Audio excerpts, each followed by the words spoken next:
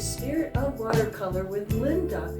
And welcome back, subscribers that have been with me all along on this wonderful journey together, where we use beautiful watercolor paints and pigments and that are, created from the earth, and some are synthetically created actually, but in order for us to use our creativity to enrich our lives. And so those of you that are new, welcome. And we do a little bit of learning every time we get together about the brushes, paper, the paints, and about the painting technique and skill building. But we have fun along the way, hopefully. I certainly do, and I think others do too, or they wouldn't be here. So anyway, what I want to look at today, we've done many of these things in the past where we discuss a particular brush or a technique, or say masking fluid or paper. Today we're going back to brushes, okay? But I want to keep it really simple. I see a lot of videos out there about brushes where people review 5, 6, 8 brushes. I feel like that's a lot to absorb all at once. And so what I want to do is look at one particular brush that when I learned watercolor in the beginning, was so important, which is the flat brush. A lot of people don't even have or use this. This is a 1-inch flat, okay? I have 2 of them. We're gonna compare these, and that'll help us to understand more what this brush is for and what it does. Okay, and I have 2. Mine are both Winsor Newton, so not to confuse, you can get a different brand if you want. But I like to stick with, basically Daniel Smith or Winsor Newton.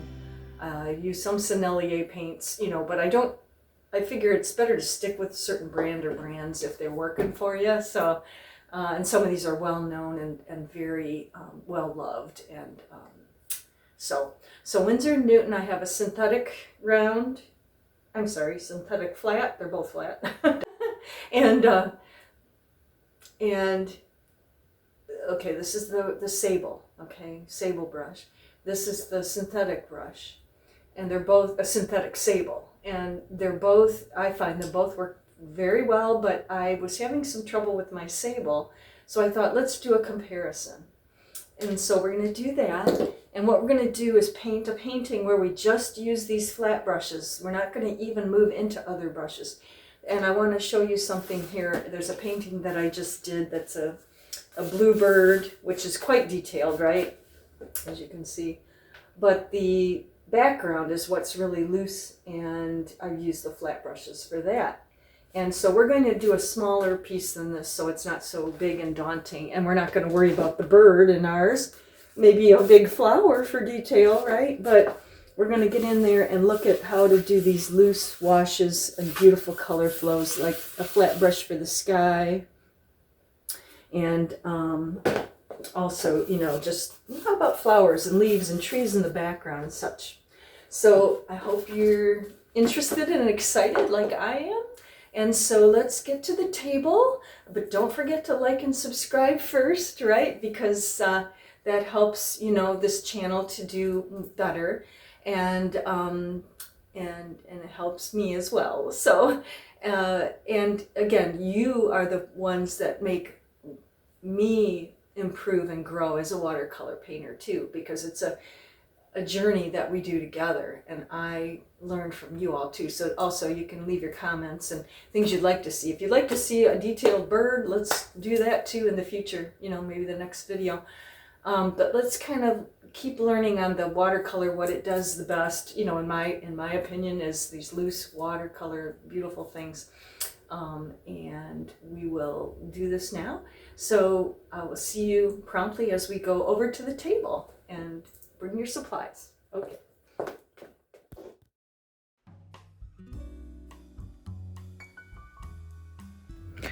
So here we are at the table, and here's the bird, my bluebird, and this is the wash that we want to learn how to do, right, with our flat brushes today. So I used both, but I actually ended up finishing up with the synthetic here to do this. So what we're going to do is I redrew another bluebird. This is in the same magazine, the Birds in Bloom magazine. This is another photo of the bluebird here, or a bluebird. And so I've drawn it here, okay? And so you have similar but different, so it won't be so different from this that we can't get the same kind of result. Here it didn't really have that background, but we're going to put it in, okay? And so, and we're going to use these flat brushes, and I might use one more because I have a smaller one, a half inch one. This one, these are 1 inch, although I do think we can use these for most of this.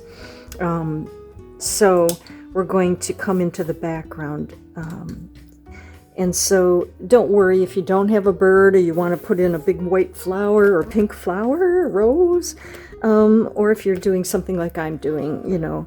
But the main thing today is to learn these beautiful loose things. Okay, so we're going to start by, you know, wetting those areas with clear water, okay? And we'll use both of these brushes, you know, just coming in and showing you how this shape, you know, holds better on the one than the other, and see which one we like better. We'll put in some of the blue maybe here and here. Okay, so with the synthetic, Winsor Newton synthetic, okay, oops, like that. And this is the Winsor Newton Sable that I've had for years and that I was having a little bit of trouble with, but you know, we're going to compare those and you can decide what you prefer. Okay? All right. Okay, so this is what we're going to be doing. We're going to be working the background washes, the blue and here the flowers. And I did just draw this in because I didn't draw the flowers in. Just a little bit of information so I know where things are. There's some flowers in the greens. And then in the background is some trees up here. And the bird is facing backwards, but we're going to lay in our background very similar.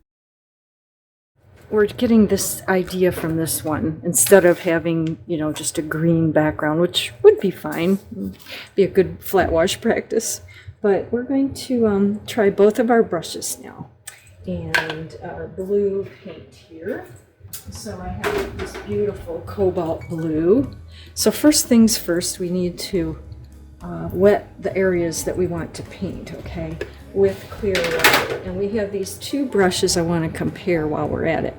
As you can see, I wet this one, and you can see that the shape doesn't hold. That's what I wasn't caring for, is when I'm coming across, sometimes that's bending and I don't feel the control I like. With this one, it has much more, this is the synthetic, it has much more of a hold of its shape, which I prefer for more control. It depends what you're doing with it too. I mean, if I'm maybe doing the tree and I want it to kind of bend and hold, I might like it better there in the tree branches, but for this I'm just going to start by wetting this here, okay? And we're going to come in, and we want to go around the bird. We want to come in pretty close to the bird here so that we can get a nice clean wash in there, okay? And you can do a section at a time, or you can, you know, wet the entire thing if you're able to move that fast. I don't think I am.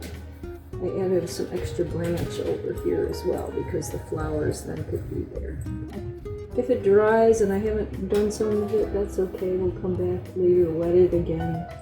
But this is basically what I want to do. See now, this one's holding the shape around the bird, which I like better. This is the synthetic. This one here can do it, but I just didn't feel the control. This brush is getting old. I don't know if that's the problem I'm having, but okay, so we're just in with the water here, okay?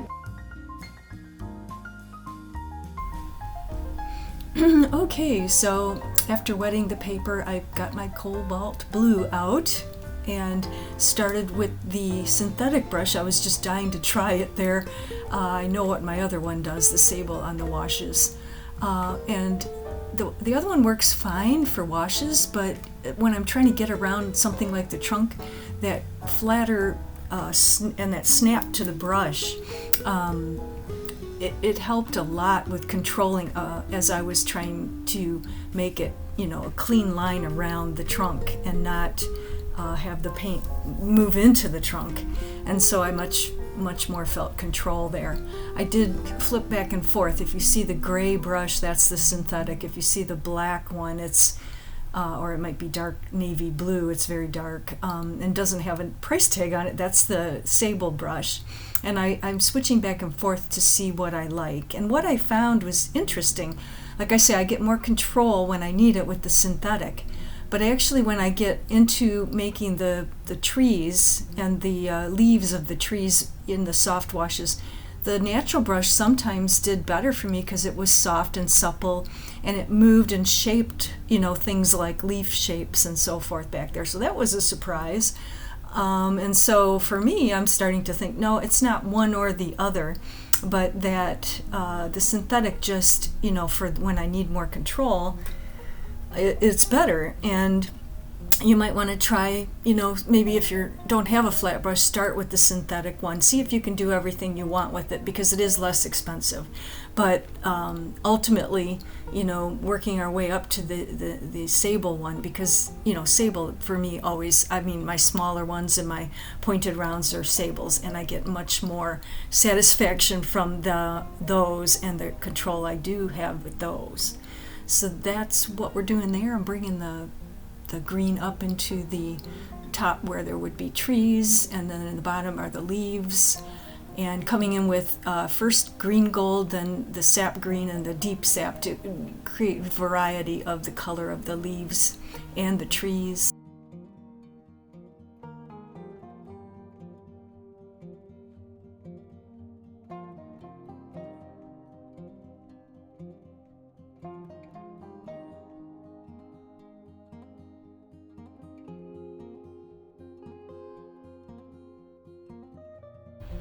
And so here we're just filling in the rest of the greens of the trees and of the flowers and leaves and such in the foreground.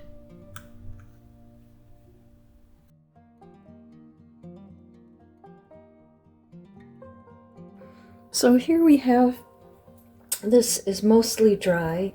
I did come in around the beak because I wasn't quite lined up there. We'll see how that dries. And also around the chest, I added just a little blue there. We had a little bit of things that happen with wet on wet that I'm trying to just clear up a little. And then we're going to go in with the pink flowers now, and that should be really wet on wet too. And again, we have the flat brushes, trying to stick just to those for you today. I'm so tempted to pull out a pointed round. And here's the Sable one, right? It's the dark blue handle. And again, the gray handle is my synthetic one.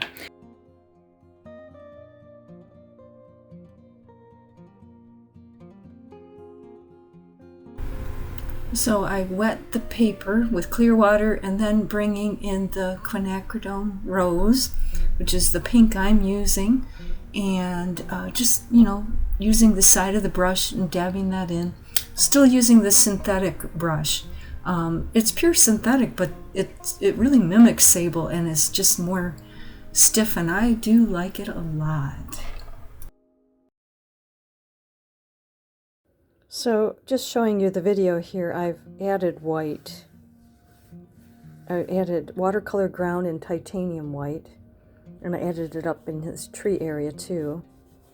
And then I added regular opaque watercolor white. There's white tubes of watercolor you can use, but I use a jar that's called opaque watercolor in white, and made the flowers, brought them in where I kind of forgot to actually put them in. And that's what we can talk about in another video, but if you lose your whites, you can pull them back in by lifting out color and then adding these whites in.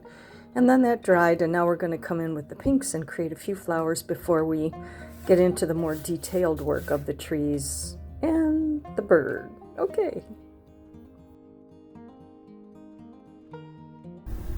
So I have wet the white areas with the flat brush with no paint, and then dabbed into the Quinacridone rose, and I'm bringing in the color around, in the flowers around the bird at the top and at the bottom, and trying to make it kind of like your eye will go around the page because it'll see the pops of color of the pink, which is a red. They say there's a thing where you put a pop of red around the painting and your eye moves around, so there's that little tip for you. And keeping it loose and just sometimes lifting it out to match the color a little bit, and then I added a little more color to the bottom large flower, and so there we are. I should have mentioned, and so go back and watch again if you haven't noticed how I'm dabbing the brush from, the tips of the, of the brush and the flat edge on the top. We're just dabbing and moving that brush and twisting and turning it, and I should have said so.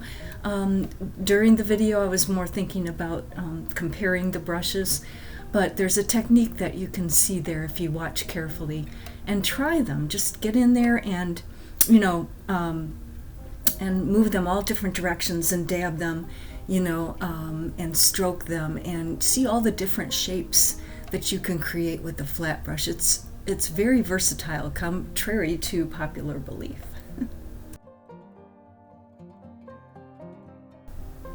So I hope that this helps you to understand, that flat brushes are a definitely wonderful brush to use with watercolor.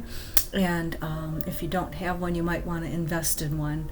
And I stopped the video here because, like I said, the bird and the trunks of the trees or the branches in these are more detailed work, of which we can do another video. So if you're interested in that, I will take the next half of this this video that we did, or this bird painting, and we will continue and detail in the trunks of the trees and the bird itself, the bluebird. So once again, I'd like to thank you so much for joining me here and learning and growing with me, and learning all the wonderful things that watercolors can do.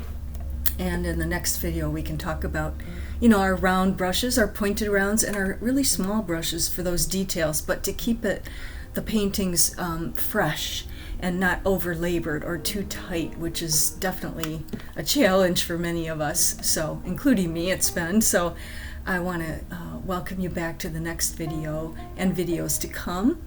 Thanks again to subscribers and new subscribers for always being here with me as we enjoy the enriching, beautiful watercolor paints, and I'm so glad that you're here, and I'll see you soon at the next Spirit of Watercolor. Bye for now.